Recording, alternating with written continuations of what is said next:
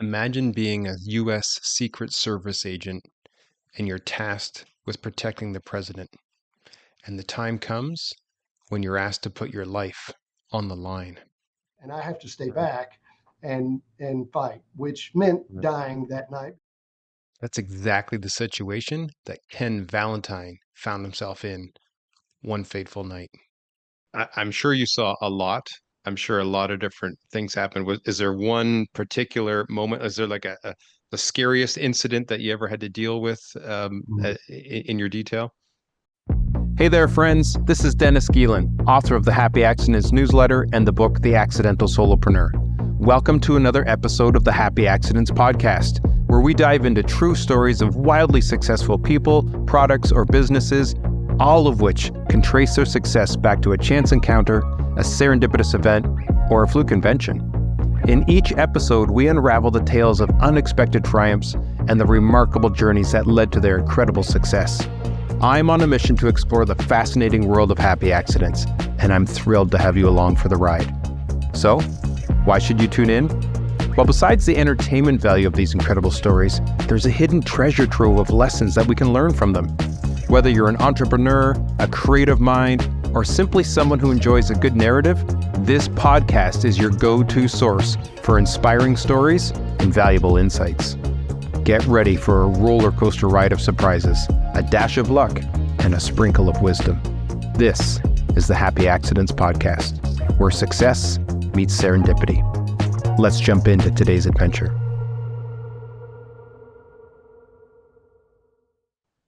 Ken Valentine retired from the United States Secret Service in 2020, as the special agent in charge of the Dignitary Protective Division in the Office of Protective Operations. His career in the Presidential Protective Detail spanned 10 years and 3 presidencies, during which he was in charge of White House access controls and worldwide operational security. He and his wife, Sandra, have been married for 30 plus years and have 5 amazing children. Ken is also the author of the new book, Cheating Death. I've got my copy right here, which is widely available by Post Hill Press. And that's exactly what we are going to chat about here on today's podcast, the topic of cheating death. Ken Valentine, welcome to the Happy Accidents Podcast. Dennis, I am thrilled to be with you. Thank you very, very much for having me. Yeah, well, you're the first Secret Service agent that I've ever interviewed. So I'm excited to chat with you and dig into your story today. I want to dive into the concept of cheating death because for you and in your book, it has 2 separate meetings, 2 completely different things that you dive into in detail in the book. And they're very obviously close to you. The first one being it's a term that's used by all Secret Service personnel when they're on protective duty. Do you want to expand on that for us? Sure, be glad to. Well, a lot of times in the Secret Service, kind of the culture in the Secret Service was that you have this job to do, and the way we kind of look at it is that if we don't do our job, somebody's going to kill the president, and that's already happened 3 times in history. It's happened once since the Secret Service began protecting presidents, and so our job, if we put a little tongue in cheek, is to cheat death out of that victory, and so we take the president out, we bring him back. Hey guys, to the next crew that's coming in, hey, we cheated death. Now it's your turn, and so we turn over a living, breathing president to the next crew, and we've done our duty for the day and did our job, and death was cheated, and so we get to go home in that knowledge and that sort of victory, and turn it over to the next team. Yeah, that's an incredible responsibility to hold, in charge of cheating death for presidents of the United States. Well, Who were the it is, but that one of the things that's really pounded into us in training is you watch these videos over and over and over, seeing what else can we learn from what's happened in the past. If history can't teach us, then we're kind of doomed anyway. And the yeah, fact is that there are people out there who want the president dead.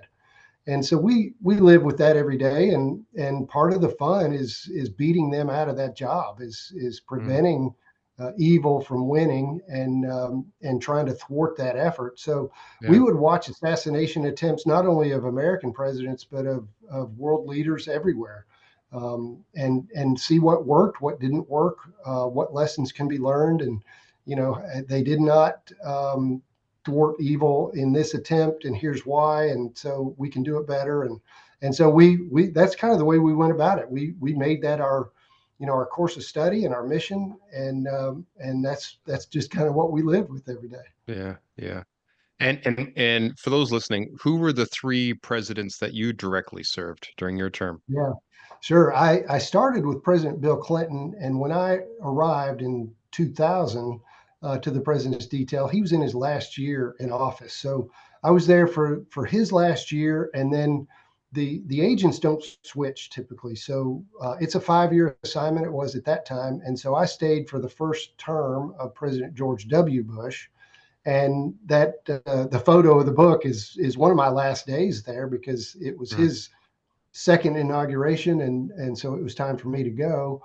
But I was promoted back in 2009 with President Obama, and so those were my three presidents: Clinton, George W. Bush, and Barack Obama.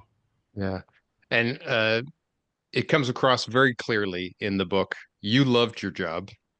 You took it very seriously. I think at one point you even said, I can't believe they pay me for this. I would have done this for free. I just love doing this." But you take it very seriously. In fact, you talk about a mentor that you have. His name is Joe.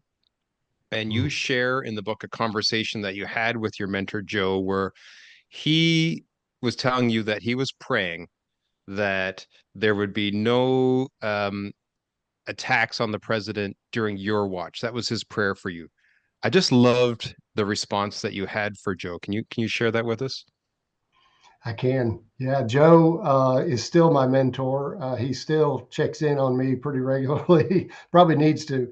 And Joe was doing his best to understand this new job that I had, because he knew me before I got in the Secret Service, and so his matter of fact, seemed like it was the right thing to do. Prayer was that, hey, if the president's going to get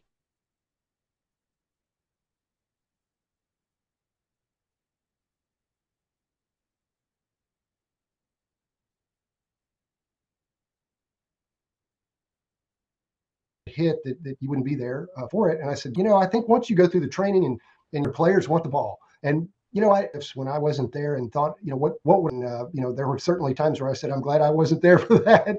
But if there was going to be a real attack, I figured not being there would be worse than being there, because I figured if I was there, then I would have no regrets. I would do what I know to do. I would do it to the best of my ability to thwart or put down an attack.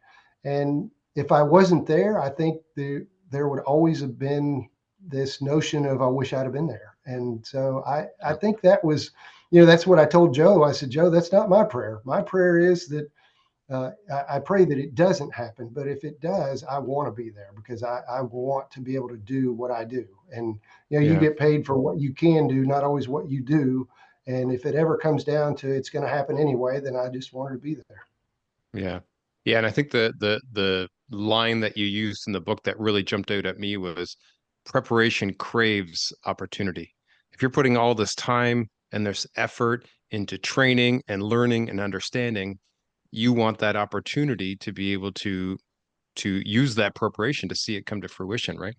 That's a topic Right. that I talk about quite a bit actually in the podcast. There's so many different success stories throughout history where it's an unplanned opportunity that lands in somebody's lap. They thought they were going in one direction. They were preparing, they were setting the stage, they were doing all the right stuff, they were putting in the work, but an unexpected opportunity lands in their lap. And it was still up to that person or those people to first recognize that opportunity, but then be bold enough to capitalize on it. Do you agree with that? Absolutely. And, I would say, and I remember when I played baseball, and we were the country kids, so it wasn't actually Little League. It was a different kind of league.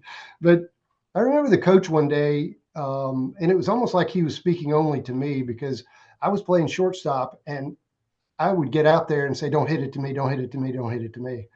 And I remember the coach one day saying, "Hey, if you don't want every ball hit to you, you shouldn't be here." And I remember that. And I remember as my mindset changed on that to, yeah, hit it to me, hit it to me, hit it to me. And that kind of carried with me. I think when you've done the preparation and you have the confidence to know your mission and know what you're doing, I think the opportunity, you crave that opportunity to do what you know how to do. And I would even carry it further to say that the same is true with hardships. I had a chapter in the book about hardship, and nobody asks for hardships. Nobody wants them, and we do our best to avoid them. But in the aftermath of a hardship, how many times do we look at that and say, hey, you know what? It's probably a good thing that happened. Yeah. And here's what would have happened or not happened if that hadn't happened. This happy accident. Well, it wasn't happy at the time, but in retrospect, a lot of times these hardships, these unexpected opportunities of all shapes and sizes are actually for our benefit, and they end up being a good thing. Yeah. I'm sure you saw a lot. I'm sure a lot of different things happened. Is there one particular moment? Is there like the scariest incident that you ever had to deal with in your detail? Well, 9/11 is one that certainly got my attention. And I do write about that in the book, and I had to be very careful about it because I didn't know what was out there at the time. And always want to be respectful of the people and the protocols and what you're not supposed to say. But 9/11 was a moment when I was certain that I was not going to make it. And what happened during the day, everyone's aware of, but there was another incident later that night when we were back at the White House. We had the president and first lady, they were in bed, and we got the call that there was another aircraft out there and that it was headed for the White House at a very high rate of speed. And so we had our protocols, we had our our game plan down. And so based on the trajectory, on the height and the speed, we knew that we did not have much time at all. And so my good friend Jeff was the shift leader that night, and it was really an easy decision, but he made it, which was that we had to evacuate the White House. And so no little thing. We practiced this a lot, but the opportunity never presented itself with the president and first lady in tow. And so he had to go wake them up, and we had to escort them and make that evacuation. And again, you do these preparations, you practice, you rehearse and all that stuff. And it's all good and well until it's done under stress with the president and first lady who were very agreeable, thankfully, to the whole scenario and gracious about everything. But without the preparation, the opportunity comes and you miss it. And so I 9/11 certainly was a close call for me. It turned out that it really wasn't it was a plane that was headed for the White House, but it was a military jet that just was on the wrong channel. And so he couldn't identify, he was on the wrong frequency and all this stuff. But the crazy thing was that with our protocol at that time, one person had to stay back and fight, which was, we were prepared for a ground attack, really.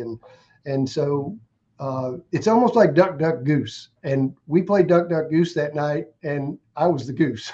So it was based on where you were positioned when the call went to evacuate. And so, I realized immediately that I'm the goose and I have to stay back and fight, which meant dying that night because it was an aircraft and not, some sort of ground attack. So, me with my gas mask, my machine gun and my pistol were just not going to survive a plane crashing into the White House at 500 miles an hour. So, you make your preparation both physically and professionally, but you have to make that preparation personally as well to be ready to give that sacrifice and do what has to be done. And the neat thing was I was able to do that with total confidence and peace that night. Number one, knowing what to do professionally, it just had to be done. But also personally, I wasn't, no misgivings at all about making that sacrifice. Just had to do what you had to do. Yeah. Wow, incredible story there, and I can't imagine the situation. That's about as high stakes as it gets. There's a plane coming directly for the White House. You are on detail to protect the president. You got to evacuate the White House. Your number comes up as the person that's staying behind. Boy, that's just everything is in alignment. There's almost like the perfect storm for holy smokes, this is happening, right? So I can't even imagine what was going through your mind. But you say you were at peace. And this is the second definition of cheating death that I want to talk about today. You talk about it in your book. In the Secret Service, cheating death meant there was a planned attack on somebody's life. You thwarted that. You cheated death that day. What's the other definition that you have for cheating death that you go into in the book? Yeah. Well, thank you for asking, Dennis. It's obviously near and dear to me, and part of the titling of the book because of what it means to me. But cheating death, not only a professional thing that we kind of joked about, kind of chided each other about our mission with the president. It was a nice way to sort of poke at each other and remind each other of how vigilant you have to be in the job, and sort of the consequences if we aren't hyper focused and vigilant on what needs to be done. But the same is true in our personal life. And so for me, it was knowing that my salvation was secure, and knowing that I had eternity with my God and my Savior already done deal. Meant that I could cheat death that night, and even if I did die, it wouldn't be the end of the road. So there's a verse in the Bible that says, "Oh death, where's your victory? Oh death, where is your sting?" Yeah. And for followers of Jesus Christ, the confidence that you have going into a situation like that means that even if you die, number one, that it was God's will, and number two, that He's got you, and that you don't Yeah. suffer death you forever. You get to spend eternity with Him. And so, Yeah. so cheating death means that when you die, you enter right into life, and so you go Yeah. from life to life. You just pass through a momentary death and enjoy a relationship forever with Christ. Yeah. So when you say you were at peace that night, part of it comes from, hey, I now had this different mindset. Instead of don't hit the ball to me, it's hit the ball to me. I'm ready. I'm prepared. But a much bigger piece of that is I know my salvation is secured because of my relationship with Jesus. That's Yeah. exactly right. And I grew up in a Christian home, and had great parents. I had wonderful grandparents that they're all of the faith. But um, I think as I got through college and entered into law school, there was so much uncertainty with me, and so I knew all the right answers. I knew the stories, and I certainly knew about the Lord.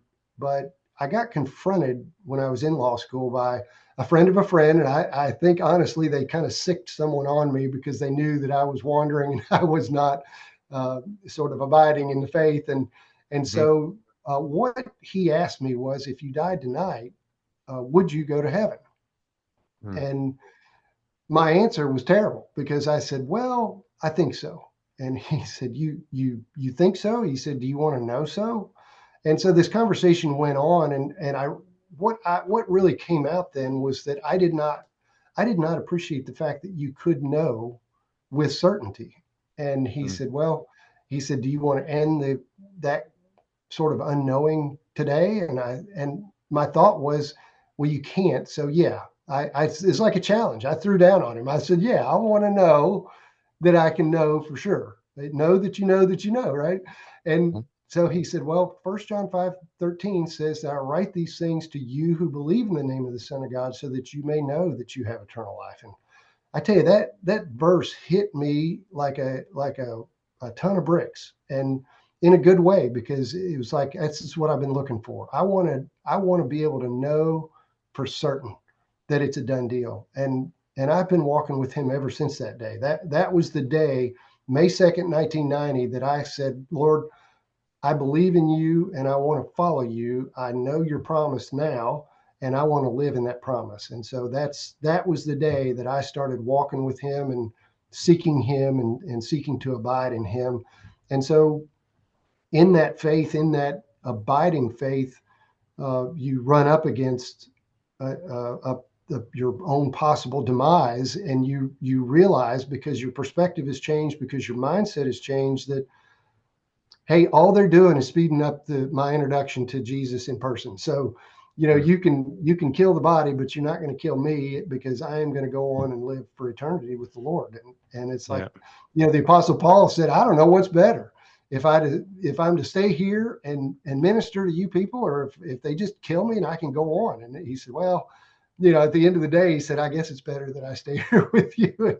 And certainly now that we've got, I have a wife and 5 kids, I want to extend this as long as reasonably possible. But that night I had a moment there before they called it off, and my job was to cover the team as they evacuated the president. That was done, and I had a moment there before they said, hey, we've identified the aircraft, maybe about a minute, where I remember looking. There was a big an archway at the end of the White House, and I was on the basement floor, and I'm looking at the archway, and from the south, and it was the aircraft was coming from the south. Had it hit from the south, I would have been part of the rubble. But I remember looking at this archway and thinking, if there's any place to stand to maybe survive, it would be right here. And maybe this will collapse in the right way, and somehow I'll survive. But I thought, probably not. And so this is it. And I thought about my wife, and I thought about my daughter, and we had a newborn baby boy who I'd love to tell. I didn't even think about him at all. But I thought about my wife and my daughter, and I just quickly prayed, Lord, this is it for me. I'm coming to see you, but would you please take care of my wife? And would you allow her to have another husband, a better husband, who would be a good dad to my daughter, and ultimately my son, and that was it. Very, very totally at peace. Not, no freaking out, no worrying at all. It's just like, all right, well, I wonder what this is going to sound like, smell like, feel like. But I was ready.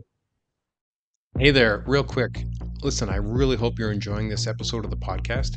If you're listening on Apple or Spotify, do me a favor and give it a rating, and make sure you're subscribed so you don't miss an episode.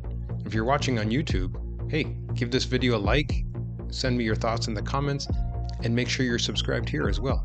Okay, back to the show. Yeah, such a beautiful testimony, first of all, and then such an incredible peace that you experienced because of that years later when you found yourself in that situation. It had me wondering, though, as I'm reading your book, was it difficult to be a man of faith in the line of work that you were in? I don't think so. I think for me it was rather natural, and I certainly wasn't surrounded by believers everywhere I went. There were incidences and circumstances that would make you uncomfortable, but it actually was a great opportunity, especially in the wake of 9/11, to share my faith and to kind of live it out. And I think I'm one of those people who never says enough. I'm kind of like the guy who's going to have regrets, because I never said everything I wanted to say. I've sometimes I feel like I've missed opportunities and just not been as fearless in sharing my faith as I should have been. But the opportunities were there. They were plentiful, and so hopefully I did what I was supposed to do with respect to setting the example and spreading the gospel and being that that living testimony. And maybe if only that night. Wow. Yeah, I find that surprising to hear you say that, because your book is so rich. It is, so full of scripture and advice for people on how to develop that relationship with Jesus, how to deepen it. So when I hear you say, maybe I wasn't so good at sharing my faith and evangelizing, I was like, wow, that's definitely not the message I got from reading your book. But was that the intention? Is that why you went so deep in the book? Is it like you had to make up for some missed opportunities, or?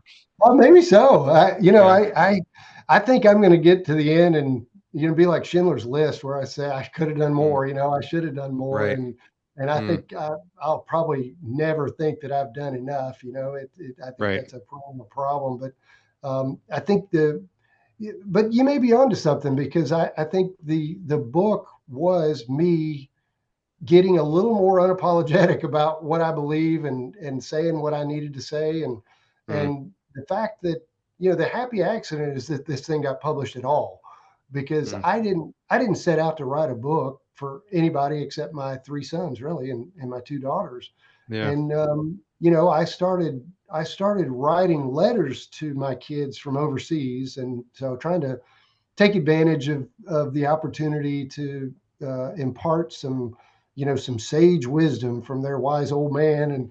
And so I would write these letters, and I felt like I was such a broken record. And I even thought at times, because we sealed up those letters, I mailed them from overseas, and we didn't open them, like future gifts. And I thought, I bet I said the same thing to the same kid 17 times, because I'm such a broken record. Um, but at the same time, my sister was asking me questions about, tell me story, tell me story. And I got that a lot. And I wasn't really good at that. I was not a good on the spot storyteller.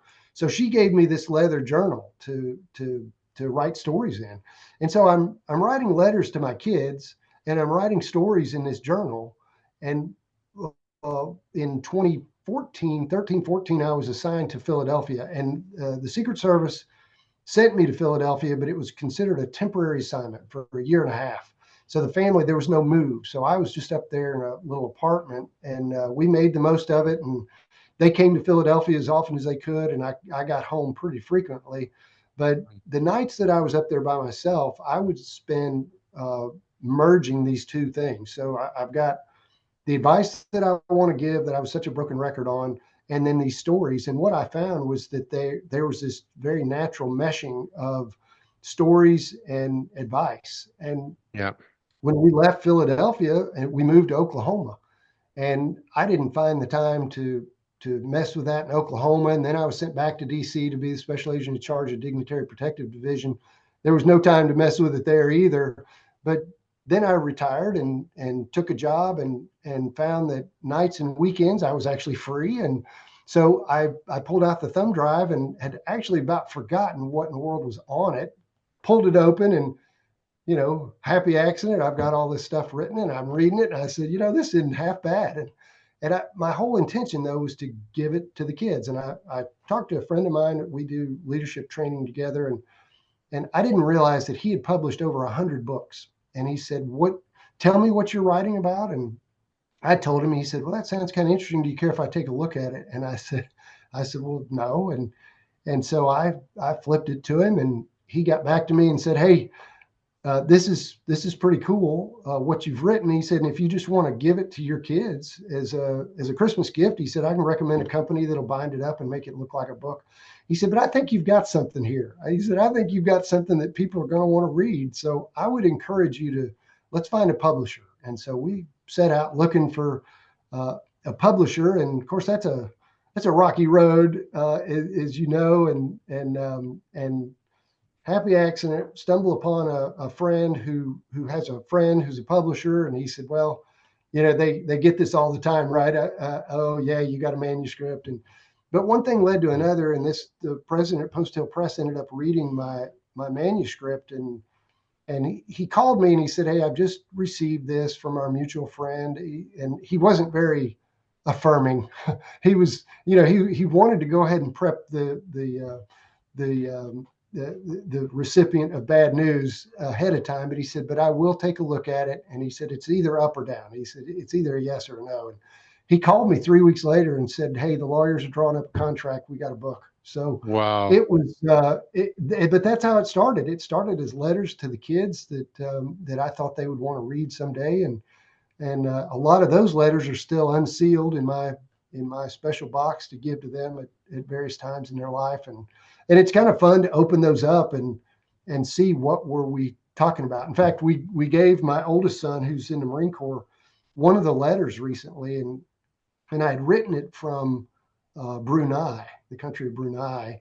And he went into the hospital unbeknownst to me as I left.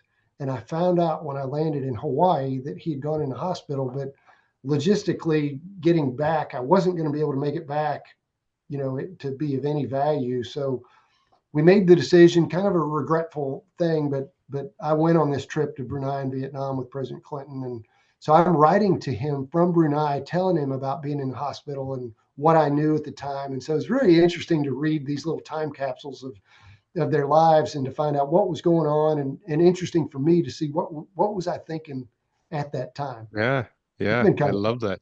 Such a great story of serendipity and how that all weaved together. And now here it is. I got my hard copy right here that you sent me, a signed copy. Thank you for that. A yes, terrific sir. read. A couple of things from the book on this aspect of cheating death that I want to dive into with you. You advise in one of the chapters, be very careful who you follow. Mhm. Do you want to expand on that? What are your thoughts around how um, careful we need to be in this area? Yeah, I think today especially we're so driven by the flash of social media, and you can go down the road of following someone, liking all their stuff, and then find out that this person's a total fraud. And so my advice is that we follow people that we trust, and the only way that you develop trust is over time. And Mm, time and trial will tell you whether or not that this person is worthy of trust. And so I certainly have people that I follow that I'm interested in, but I always keep those at an arm's length, because you just never know. And what I found is that people are generally going to let you down. And I have let people down, and people have let me down. And when we make heroes out of other people, then we're setting ourselves up for failure. And mm, so my suggestion, my habit is to follow one, and that's my God. And so I mhm. I seek hard following after him, his example. If and my personal belief is that if and when we follow him, we're just not going to be disappointed, because Yeah, he's never let anyone down. And yeah, his support and his challenge for us is just so perfect. It's always so timely. He's never changed. His advice has never changed. His love has never changed. So yeah, I think that's my caution, and my recommendation is to, you can follow people, and you can love and appreciate people, but people are flawed beings, and I'm one of mhm, them. So I don't yeah, want anyone uh, making me out to be their hero. I would rather yeah, point them to a real hero, and right. and have them follow him. Yeah. So then I'm assuming the advice you have for people who are looking for an earthly mentor, you have Joe that you mentioned. Yeah. That person should also be rooted in the word, I'm assuming would be a main criteria in a mentor that you would look for. Yeah, that is my advice, and certainly, someone who's following him is going to be a better example. Mm, Certainly, if that's the direction you want to go. And so yeah, I think that chapter on support and challenge was important to me, and as advice to my kids and to anybody else who reads it, is that we've all got people in our lives who can support us. And you can get cheerleaders all day long, people that are going to say go go go and do another rep, and you can do it, and all this kind of stuff. And that is good, and that is I think that's necessary at times. We all need a little support and yeah, encouragement at times. But the other side of that is the challenge. And I think that's where real growth comes in, is when we get the challenge side of that equation, and someone to say, you're not as smart as you think you are, but you could be. yeah, and yeah, challenge you to grow in that area, and someone who's yeah, going to tell you the truth, even if it sort of hurts. And yeah, so there's a verse in the Bible that says wounds from a friend can be trusted. And so I believe in yeah, having that full package of support and challenge. And if I'm going to be challenged, that's the area where I want to be challenged, is by someone yeah, who loves me enough to do that challenge, but their perspective is coming from an eternal one and yeah. not just an earthly. Yeah, it's so important.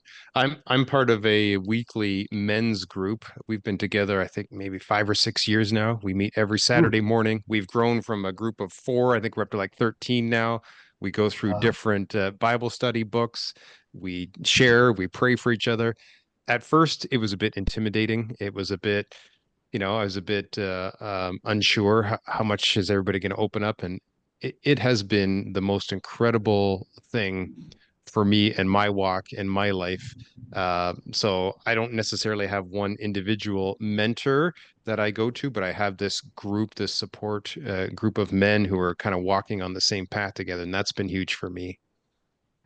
I think that's awesome. I've Yeah, got a similar kind of group, and we meet on Fridays, so we're a day ahead of you. We'll pray for you. but it is good to be in community. I think yeah, communities are good, and certainly, my wife and we have a community group as well. But I do think there's something different about when we break up, and she goes to her group yeah, that she has, and it's one kind of support and challenge, and I go to my group, and it's a different kind of support and challenge. But I think, all of these things are so important. I had a fella that I listened to. His name's John Daly. He's a pretty well-known author and you know incredible athlete, 100 marathons and all these Ironman triathlons, wow, and he told me he said, you can't overstate the importance of coaching. Now he's not coming from a faith standpoint on this. He's just coming from just a literal standpoint, an earthly yeah, standpoint of how important it is to have people who mentor and coach you. And he was mentoring me on the phone call, but he was talking yeah, about coaching. He said, I'll give you an example. He said, in my Ironman training, I have 6 coaches. And I yeah, said, 6 coaches, don't they conflict with one another? And he said, no, I have one for biking, swimming, and running. I've got a nutrition coach, a strength coach, and then I have an overall triathlon type coach. And but the point is, here's a guy who's run and done all these things, and he still submits to coaching. yeah, And yeah, so whether that's a professional coach or I love all these there's so many influencers out there that are joy coaches. They're trying to insert some sunshine into your life and some joy. And yeah, I think some of them are mutual friends of ours. And I right, love that. I think that's important. But I think at the end of the day, you definitely need the challenge. yeah, And so that's what I seek, and that's what Joe has been so consistent to do for me. yeah. That's great. Yeah, we definitely grow and learn a lot through the challenges. We're being tested, we're being molded, and that allows us to now handle, the hills because we've been Yeah. through the valleys, right? It's molded our character. I love that. If there's one main thing that you would want someone to take away from your book, Cheating Death, what would that be? Whew, one thing, Dennis, this is not a fair Putting you on the question. spot. Yeah, the the way you phrased it, and you took it from the book, was preparation craves opportunity. Mm, Um, I the chapter is called opportunity preparation, and the what I used to tell my team on the President's Detail is preparation meets opportunity. And so, the concept is that we all want opportunity, but so many things are just out of our reach. And you wonder why did they get that opportunity? Why did they get that opportunity? Why did I miss that opportunity?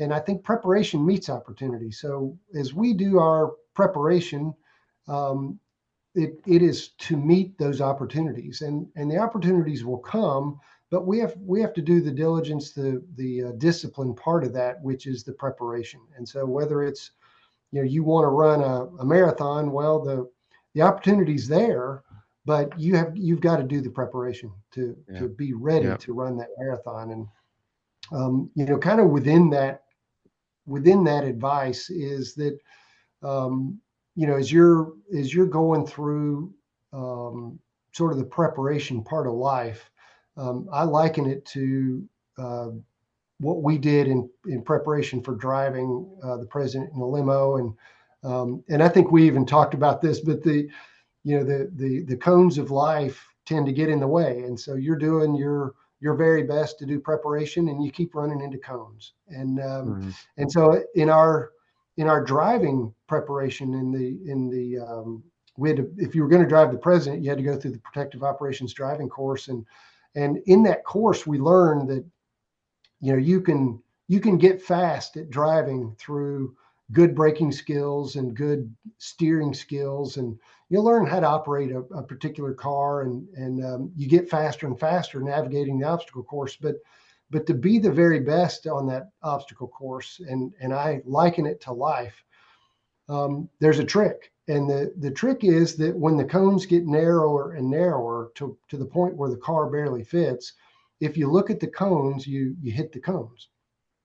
And in life, it's kind of the same. If we're always looking down and looking at the problems of life and focusing on the problems of life, well, that's what you get. You spend all your time worrying about and dealing with the problems. But if we lift our gaze off of the cones and look through the curve, you tend to hit the goal that you're looking toward as well. And the great story that they told us in this is, have you ever seen a car that lost control and ran off the road through the fence and ran into a field, and there's only one object in that field, and that's a tree? And what did the car hit? It hit the tree. And why is that? And I've literally seen this. I grew up out in the country, and have seen this multiple times where, that very thing happens. Someone loses control and they hit the one object they don't want to hit. Yeah. Well, it's because their gaze was fixed on that object. And so when we fix our gaze on a particular thing, that's what we tend to hit, and it includes our goals. So if preparation meets opportunity, if you keep your eyes on the opportunities and be diligent about the preparation, you tend to hit that. But if we're going to focus on the cones and, we got our gaze fixed downward, then we tend to hit that too. And so if I'm giving one advice, it's to lift our gaze off of our problems and look toward our goals. And, in sort of my Christian perspective, it means that we look to the author and perfecter of life. And so I look to my Lord and Savior, Jesus Christ. And when I'm looking to him, the cones kind of disappear. They become kind of blurry down here, and I navigate just fine. But if I take my eyes off of him and look down at the problems of life, well, that's what you get to deal with. So that's that may have been several pieces of advice, Dennis, but that's there you have it. That was great. I put you on the spot, and you answered it beautifully. I'm not surprised. Ken, so many great stories you've shared with us today about your time in the Secret Service. So much deep, rich advice you've given us today on the podcast, but even so much deeper in the book. So many more stories for people to dive into, so much more for them to understand about what it really means to cheat death and secure your salvation. For anybody watching or listening this episode, if you haven't already, grab a copy of Ken's book. It's a really, really rich read. I finished it in 2 days, and it's not a thin book. It's deep. Ken, where can people go to connect with you? Where can they grab a copy of the book? You bet. Well, thank you for those compliments, Dennis. I appreciate that. My website, kennethvalentine.com, tells more about my story and sort of my background, and it also has links to Amazon and Barnes and Noble, Walmart, various other places where they can get it. And if people want a signed copy, there's a place to order that too. So, but the links are all at the website. Perfect. We'll put those in the show notes so people can access them here. Ken, thanks again for coming on the podcast. Dennis, my pleasure. I'll come back anytime. Hey, thanks for tuning into the Happy Accidents podcast. I hope you find these stories as intriguing and insightful as I do. But make sure you don't miss an episode. You can subscribe to my Accidental Solopreneur channel on YouTube and watch these episodes in video form, or subscribe to the Happy Accidents podcast on Apple and Spotify for your listening pleasure. Until next time, stay lucky, my friends.